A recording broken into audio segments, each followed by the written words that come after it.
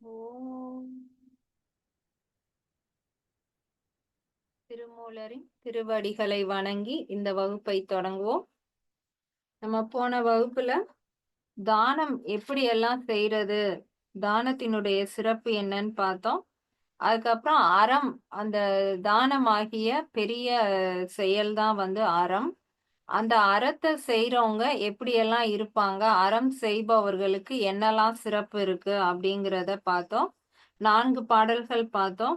முதல் பாடல்ல என்ன சொல்லியிருந்தார்னா, யாரெல்லாம் நான் யார் அப்படிங்கிற அந்த தன்னை யார் அப்படிங்கிறத உணர்ந்தாங்களோ அவங்க எல்லாருக்குமே இறைவனுடைய அருள் கிடைக்கும், அவங்க இறைநிலைய அடைந்துருவாங்க. அப்ப அதை அடைந்தவங்க கட்டாயம் அறம் செய்வாங்க. அப்ப இறைவனை அடையிறதுக்கான ஒரு வழி அறம் செய்யறது அப்படின்னு பார்த்தோம். 2வது பாடல்ல எப்படியெல்லாம் அறம் செய்யலாம், ரொம்ப எளிமையா எப்படியெல்லாம் அறம் செய்யலாம்னு பார்த்தோம். ஆஹ் அதுல இறைவனை நம்ம தினமும் நினைச்சு ஒரு பச்சிலை எடுத்து வணங்கி நம்ம அறம் செய்யலாம். அப்படி இல்லைன்னா ஒரு பசுமாட்டுக்கு ஏதாவது ஒரு உணவு கொடுக்கலாம். இல்ல நம்ம சாப்பிடும்போது அதுக்கான உணவு தயாரிக்கும் போது ஒரு ஆள் சாப்பிடுறதுக்கான உணவை சேர்த்து தயாரிச்சு அவங்களுக்கு கொடுக்கலாம். இந்த வழியிலலாம் அறம் செய்யலாம் அப்படின்னு சொல்லியிருந்தாரு. அடுத்து 3வது பாடல்ல கற்று தெளிந்த ஒவ்வொருவருமே ஒரு ஞானி, அகப்பற்று புறப்பற்று இல்லாத ஒரு ஞானிய கண்டுபிடிச்சு அவரை அழைத்து அவருக்கான உணவை அளிக்கிறது ஒரு வகையான அறம் அப்படின்னு சொல்லியிருந்தாரு. அடுத்து 4வது பாடல்ல ஆஹ் நம்ம எல்லா சொத்தையும் சேர்த்துக்கிட்டே போறோம் அப்படின்னா ஒரு நாள் இந்த உயிர் பிரியும் போது இந்த உடல் வெந்து அழிந்து போகும். அதனால எந்த பயனுமே இல்லாம போயிரும். நமக்கு அந்த இறைவனை அடையக்கூடிய வழியும் தெரியாம போயிரும். அதனால நல்ல உயிரோட இருக்கும் போதே நம்ம சேர்க்கக்கூடிய செல்வம் ஆஹ் நம்ம சேர்த்து வைக்கணும்னு நினைக்காம அதை இல்லாதவங்களுக்கு கொடுத்து தானம் பண்ணணும்னு நினைக்கணும். அதுதான் அறம் அப்படின்னு 4 பாடல்கள் வர பார்த்தோம். இப்ப அறம் செய்வான் திறன்ல 5வது பாடல் பார்க்கலாம். 255வது பாடல். தன்னை அறியாது தாம் நல்லார் எண்ணாது இங்கு இன்மை அறியாது இளையர் என்று ஓராது வன்மையில் வந்திடும் கூற்றம் வருமுன்னம் தன்மையின் நல்ல தவம் செய்யும் நீரே. இப்ப இந்த பாடல்ல 3வது வரிய நம்ம முதல் வரியா எடுத்துக்கலாம். வன்மையில் வந்திடும் கூற்றம் வருமுன்னம், இத முதல் வரியா எடுத்துக்கலாம். வன்மையில் அப்படிங்கிறது மிக வலிமையான அப்படிங்கிற அர்த்தம். வலிமை கொண்டவராய், வந்திடும் நம்மள தேடி வரக்கூடிய ஒரு வலிமை வாய்ந்த ஒருத்தர் நம்மள தேடி வர்றாருன்னா அவர் யாருன்னா கூற்றம். கூற்றம் அப்படிங்கிறது இந்த இடத்துல யமன், காலன், நம்ம உயிரை எடுக்கக்கூடிய ஒருவன், அவனை தான் கூற்றன் அப்படின்னு சொல்லியிருக்காங்க. அவருக்கு இன்னொரு பெயர் காலன். ஏன்னா அவர் கரெக்டா காலத்தை கடைபிடிப்பவர். ஒரு நிமிஷம் முன்ன பின்ன கூட அந்த உயிர் எடுக்க மாட்டாரு. கரெக்டா நமக்கான காலம் எதுவோ அந்த காலத்துல கரெக்டா உயிர் எடுக்கிறனால அவருக்கு பெயர் காலன். அந்த காலன் மிக வலிமையோட நம்மளை தேடி கரெக்டான காலத்திற்கு வருவான். வரும் முன்னம் அந்த கூற்றம் வர எடுத்துக்கலாம். வன்மையில் வந்திடும் கூற்றம், இந்த மாதிரி வரக்கூடிய காலன். அடுத்து முதல் வரி, தன்னை அறியாது. அந்த காலனுக்கு நான் யாரு அப்படிங்கறதெல்லாம் தெரியாது. அந்த யமன் உயிரை எடுக்கணும்னு முடிவு பண்ணி வந்துட்டான்னா நம்ம யாரு என்ன செய்யறோம் அப்படிங்கிற எதுவுமே பார்க்க மாட்டான். தாம் நல்லார் எண்ணாது, நம்ம நல்லவங்களா கெட்டவங்களா அதையும் யமன் தெரிஞ்சுக்க மாட்டான். அவர் தெரிஞ்சுக்கிறதெல்லாம் நமக்கான கால நேரம் முடிஞ்சிருச்சா அதை மட்டும்தான் பார்ப்பான். நல்லவரான்னு பார்க்க மாட்டான்.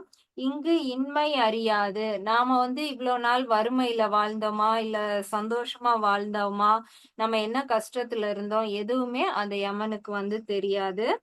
இளையர் என்று ஓராது. நமக்கு வந்து வயசாயிடுச்சா, நம்ம எல்லாம் அனுபவிச்சோமா, இல்ல இன்னும் இளமையாதான் இருக்கோமா, எதையும் அனுபவிக்கலையா, அந்த அதுவும் வந்து இயமனுக்கு தெரியாது. எதையுமே கண்டுக்காம நம்மளுடைய காலம் முடிஞ்சிருச்சு அப்படின்னாலே நம்மள வந்து அழைத்து செல்றதுக்கு காலன் வந்து நம்மள தேடி வந்து விடுவான். மிக வலிமையோட வந்து விடுவான். வரும் முன்னம் அந்த மாதிரி காலன் வருவதற்கு முன்பாகவே தன்மையின் நல்ல தவம் செய்யும் நீரே. நம்ம அந்த இறைநிலைய அடையிறதுக்கு என்ன தவம் செய்யணுமோ அத கட்டாயம் நம்ம வந்து செய்யணும். இல்லைன்னா நம்மளுடைய காலம் முடியும் போது காலன் வந்து நம்மள அழைத்து சென்று விடுவான் அப்படிங்கிறத சொல்ல வர்றாரு. தவம் செய்யணும்னு சொல்றாரு. இந்த பாடல்ல வந்து அறம் சொல்லல, தவம் அப்படின்னு சொல்லியிருக்காரு. அடுத்து வந்து அந்த அறமும் தவமும் ஒண்ணுங்கிற மாதிரி சொல்ல போறாரு. இப்ப இந்த பாடலை திரும்ப ஒருக்க பார்க்கலாம்.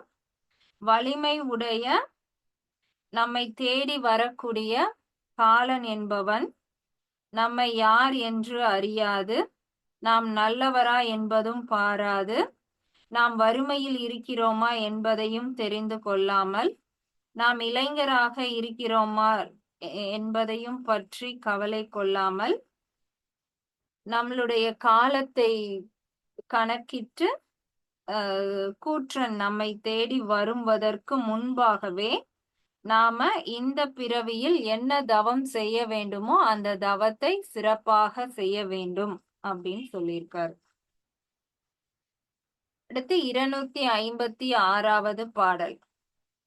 துறந்தான் வழிமுதல் சுற்றமும் இல்லை, இறந்தான் வழிமுதல் இன்பமும் இல்லை, மறந்தான் வழிமுதல் வந்திலன் ஈசன், அறந்தான் அறியும் அளவு அறியாரே. இப்ப முதல் பாடல்ல வந்து தவம் செய்யுங்கள்னு சொல்லியிருக்காரு. இப்ப இந்த பாடல்ல என்ன சொல்றாருன்னு பார்க்கலாம். துறந்தான் அப்படின்னா பற்றை துறந்தவர்கள், அது அகப்பற்றோ புறப்பற்றோ அந்த பற்றை முழுவதுமாக துறந்தவர்கள் அப்படின்னா யாரு? இந்த இந்த உலக வாழ்க்கையே வேண்டான்னு சொல்லிட்டு வீடெல்லாம் விட்டுட்டு மக்கள் இல்லாத, ஆள் நடமாட்டம் இல்லாத காட்டு பகுதியில போய் வாழக்கூடிய அந்த துறவிகள். வழி முதல் சுற்றமும் இல்லை, அவங்களுக்கு வந்து உற்றார் உறவினர் அப்படின்னு யாரோடைய உறவுமே கிடையாது. ஏன்னா எல்லாத்தையும் விட்டுட்டு தான் அவங்க வந்து போயிட்டாங்க. அப்படி போன அவங்களுக்கு வந்து அறம் செய்யணும் அப்படிங்கிற எண்ணமே வராது. ஏன்னா அவங்க யாரையுமே பார்க்கல, யாரு என்ன கஷ்டத்துல இருக்காங்க எதுவுமே தெரிஞ்சுக்காம எல்லாத்தையும் விட்டுட்டு போயிட்டாங்க. அந்த மாதிரி போனவங்களுக்கு அந்த உற்றார் உறவுகள் வந்து இல்லை. இறந்தான் வழி முதல் இன்பமும் இல்லை, அந்த மாதிரி துறவு வாழ்க்கை மேற்கொள்றேன்னு இந்த இதை விட்டுட்டு போகாம இந்த உலக வாழ்க்கையிலே இருந்து இறந்தவர்கள். இறந்தான் வழி முதல் இன்பமும் இல்லை, இறந்த பிறகு அவங்களுக்கு எந்த இன்பமும் கிடையாது. உலக பற்றிலேயே இருந்து வாழ்ந்து முடிச்சு இறந்தவர்களுக்கு எந்த இன்பமும் இருக்காது. மறந்தான் வழி முதல் வந்திலன் ஈசன். அப்ப அவங்க வாழும் போதே அவங்க துறவரம் போறாங்களோ இல்லறத்துல இருக்காங்களோ, வாழும் போதே மறந்தான் வழி முதல் வந்திலன் ஈசன், அவங்க அறம் செய்யணும் அப்படிங்கிற அந்த விஷயத்தையே மறந்துட்டு வாழ்ந்தாங்கன்னா அவங்களுக்கு வழி முதல் வந்திலன் ஈசன், இறைவன் சிவபெருமான் வந்து வழித்துணையா அவங்களுக்கு வந்து வரப்போறதே இல்லை. அறந்தான் அறியும் அளவு அறியாரே.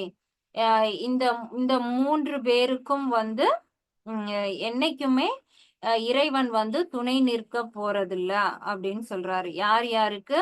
இந்த அகப்பற்று புறப்பற்று அனைத்தையும் விற்று துறந்து துறவு வாழ்க்கை மேற்கொண்டு ஆஹ் உற்றார் உறவுகள் இன்றி யாருக்கும் அறம் செய்யாமல் வாழக்கூடிய துறவு வாழ்க்கையில் உள்ளவர்களும், இறந்தான் வழி முதல் இன்பமும் இல்லை, உலக வாழ்க்கையை அனுபவித்து உலக வாழ்க்கையிலே வாழ்ந்து இறந்தவர்களுக்கு எந்த இன்பமும் இல்லை. வாழும்போது அறம் செய்ய வேண்டும் என்பதை மறந்து வாழ்பவர்களுக்கும், இந்த 3 பேருக்கும் இறைவன் ஒருபோதும் துணையாக வருவது இல்லை. அப்ப நம்ம எப்படி இருந்தாலும் துறவரத்துல இருந்தாலும் சரி இல்லறத்துல இருந்தாலும் சரி இறைவனுடைய திருவடி வேணும் அப்படின்னா நம்ம வந்து அறம் செய்யணும் அப்படின்னு சொல்லியிருக்காரு. அப்ப முதல் பாடல்ல வந்து தவம் செய்யுங்கன்னு சொல்லியிருக்காரு. அந்த தவமே என்னது? இறைவனை நினைக்கிறது தான் தவம். அந்த இறைவனை நினைக்கிறதுக்கு இப்படி நீ இல்லறம் போனாலும் சரி, துறவறம் போனாலும் சரி, நீ தவம் செய்யணும் அப்படின்னா அறவழியில நின்னுதான் நீ தவம் செய்ய முடியும் அப்படின்னு அறமும் தவமும் ஒண்ணு அப்படின்னு சொல்லியிருக்காரு. அடுத்து 257வது பாடல். தான் தவம் செய்வது ஆம் செய் தவத்து அவ்வழி மான் தெய்வமாக மதிக்கும் மனிதர்கள் ஊன் தெய்வமாக உயிர்க்கின்ற பல்லுயிர் தான் தெய்வம் என்று நமன் வருவானே. தான் தவம் செய்து அப்படின்னா நம்ம வந்து தவம் செய்து வந்திருக்கோம். நம்மளுடைய போன பிறவில நாம செய்த செயல்கள் வினைகள் அதற்கு ஏற்ற மாதிரி தான் இந்த பிறவி வந்து வரும். அப்ப மனித பிறவி எடுத்திருக்கோம் அப்படின்னாலே போன பிறவில நாம ஏதோ ஒரு முயற்சி பண்ணி இறைவனை அடையணும்னு நாம முயற்சி பண்ணனாலதான் அதனுடைய அடுத்த விளைவாக நமக்கு வந்து மனித பிறவி கிடைத்திருக்கு. அதனாலதான் மனித பிறவி கிடைக்கிறதே ரொம்ப கஷ்டம். மனித பிறவியால மட்டும்தான் இறைவனை வந்து உணர முடியும். அப்ப நமக்கெல்லாம் மனித பிறவி கிடைத்திருக்கு அப்படின்னாலே இறைவனை அடைகிறதுக்கான ஒரு முதல் படியவ நம்ம கடந்து வந்திருக்கோம்னு அர்த்தம். அப்ப நம்ம போன பிறவில செய்த தவம் வினைகளுக்கு ஏற்றாற் போல இந்த பிறவில நமக்கு இந்த உடல் கிடைத்திருக்கு. அப்ப இந்த உடலை வச்சு நாம என்ன செய்யணும் அப்படிங்கிறது நம்மளுடைய அறிவுக்கு தெரியும். ஏன்னா போன பிறவிலே நம்ம அந்த அறிவுனாலதான் நமக்கு இந்த மனித உடல் கிடைத்திருக்கு. அப்ப அந்த அறிவை மதிக்கக்கூடிய ஒவ்வொரு மனிதர்களும் மனித பிறவி எடுத்த ஒவ்வொரு மனிதர்களும் அந்த அறிவுக்கு முக்கியத்துவம் கொடுத்து அதன்படி இப்ப வந்து அறம் செய்வார்கள்.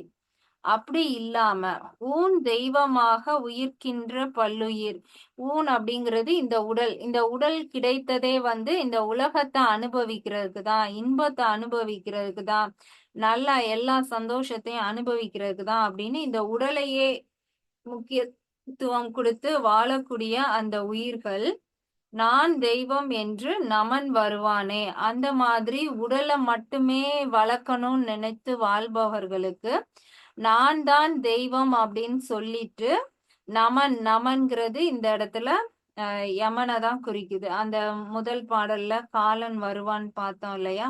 அதேதான். யாரெல்லாம் உடலுக்கு முக்கியத்துவம் கொடுத்து வாழ்றாங்களோ அவங்க அனைவருடைய உயிரையும் எடுக்கிறதுக்கு யமனே நான் தெய்வம் என வந்து உயிரை எடுப்பான் அப்படின்னு சொல்றாரு. இப்ப என்ன சொல்றாரு? நமக்கு இந்த மனித பிறவி கிடைத்ததே போன பிறவில நாம செய்த தவத்தினாலதான். அந்த அறிவை பயன்படுத்தி அந்த தவத்தை நம்ம இந்த பிறவிலையும் மேற்கொண்டாதான் யமன் வந்து நம்மளை தேடி வரமாட்டான். இறைவன் நம்மளை தேடி வந்து அவனுடைய அருளை கொடுப்பான் அப்படின்னு சொல்லியிருக்காரு. அப்ப இந்த உடலை வந்து பாதுகாக்கணும். ஆனா உடலுக்கே முக்கியத்துவம் கொடுக்க கூடாது. அறிவுக்கு முக்கியத்துவம் கொடுத்து சிந்தித்து அறம் செய்யணும் அப்படின்னு சொல்லியிருக்காரு. 258வது பாடல். திளைக்கும் வினைக்கடல் தீர்வு உரு தோணி இளைப்பினை நீக்கும் இருவழி உண்டு கிளைக்கும் தனக்கும் அக்கேடு இல் புகழோன் விளைக்கும் தவம் அறம் மேல் துணை ஆமே. இப்ப போன பிறவில என்ன பார்த்தோம்? நம்ம போன பாடல்ல என்ன பார்த்தோம்? இதற்கு முன் பிறவில நாம செய்த வினைகளுக்கு ஏத்த மாதிரி நமக்கு இந்த பிறவி கிடைத்திருக்குன்னு. அப்ப நம்ம இது மாதிரி ஒவ்வொரு வினைகளுக்கும் ஏற்றாற் போல ஒவ்வொரு பிறவிகளா எடுத்துக்கிட்டே வந்திருக்கோம். அப்ப நம்மளுடைய பிறவிகள் எத்தனைன்னு பார்த்தா கணக்கிடவே முடியாது. அது கடல் மாதிரி மிக பெரிய ஒரு கணக்கா இருக்கும். அத்தனை பிறவிகள் நாம எடுத்திருக்கோம். அப்ப அந்த பிறவிகளை பத்தி தான் சொல்றாரு. திளைக்கும் வினைக்கடல் தீர்வு உரு தோணி. நம்ம செய்த வினைகளுக்கு ஏற்ற மாதிரி இந்த பிறவி வந்து ஒரு கடல் மாதிரி திரும்ப திரும்ப வந்துகிட்டே இருக்கும். அப்ப அந்த கடலை கடக்கிறதுக்கு நம்ம தனியா நம்மளால நீந்தி அந்த பிறவி அப்படிங்கிற கடலை வந்து கடக்க முடியாது. அப்ப அதுக்கு வந்து ஒரு தீர்வு உரு தோணி, ஒரு படகு போல ஒருத்தர் நமக்கு உதவிக்கு வந்து நம்மள அந்த பிறவியை அப்படிங்கிற கடல நீந்தி செல்றதுக்கு உதவி செய்றாரு அப்படின்னா, அது வந்து ஒரு படகா, ஒரு தோணியா வருபவன். இளைப்பினை நீக்கும் இருவழி உண்டு. அந்த தோணி அப்படிங்கிறது எத குறிக்குது அப்படின்னா, 2 வழி நமக்கு சொல்லுது. இந்த பிறவி அப்படிங்கிற அ கடல நீங்க நீந்தி செல்றதுக்கு ஒரு தோணி இருக்கு. அது 2 வழியில நமக்கு வந்து சொல்லுது. கிளைக்கும் தனக்கும் அக்கேடு இல் புகழோன்.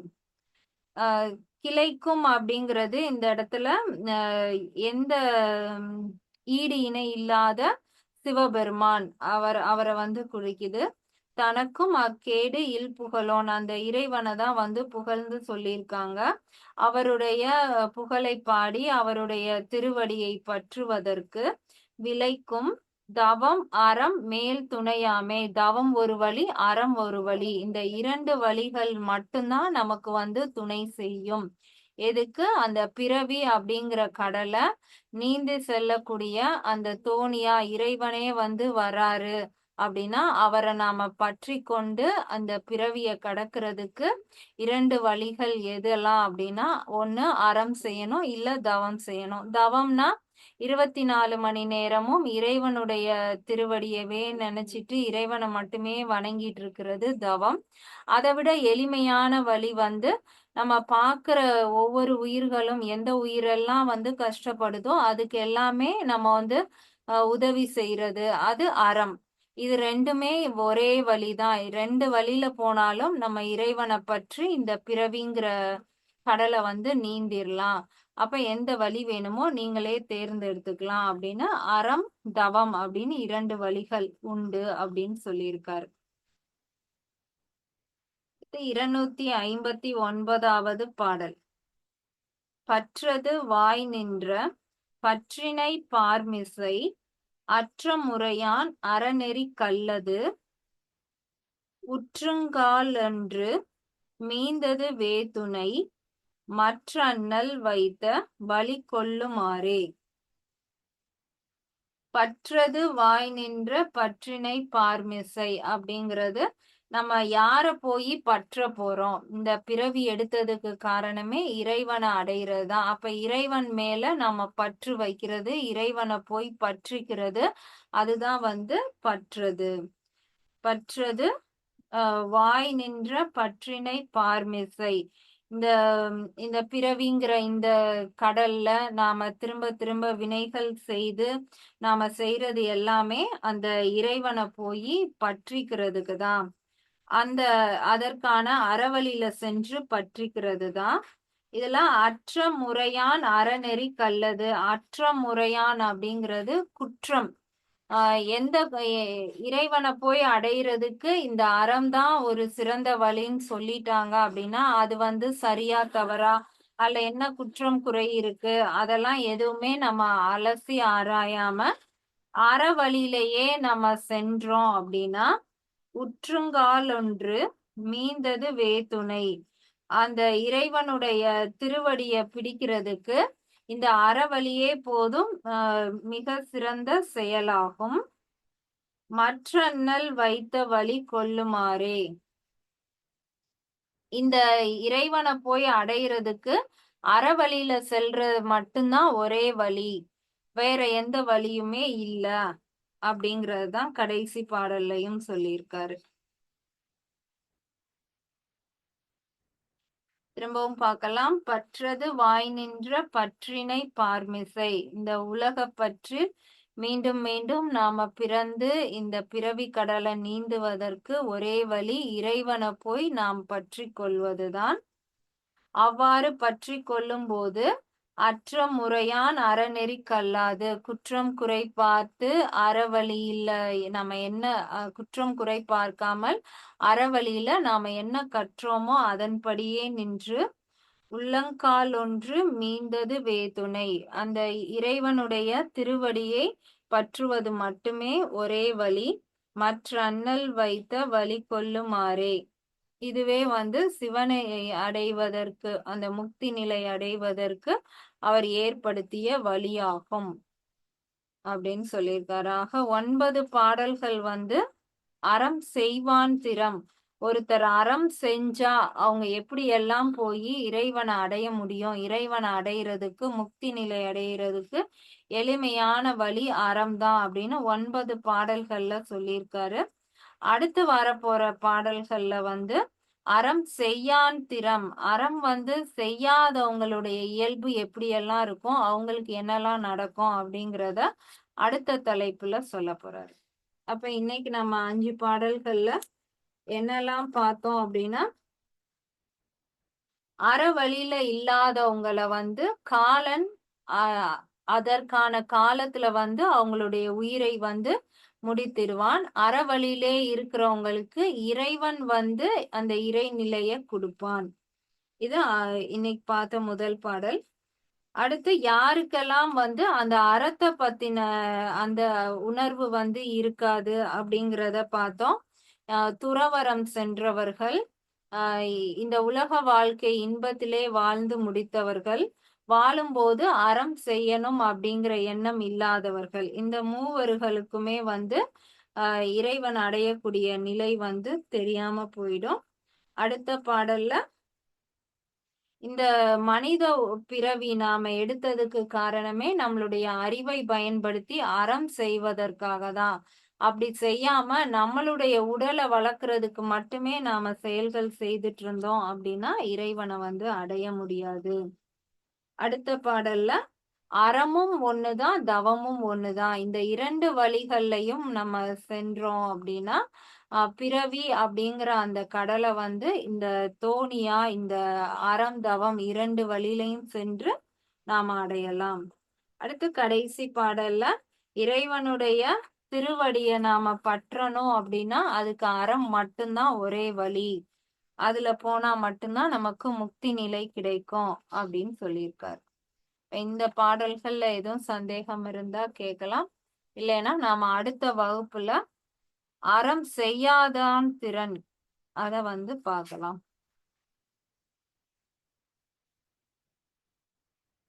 அதுலயும் ஒரு 10 பாடல்கள் இருக்கு.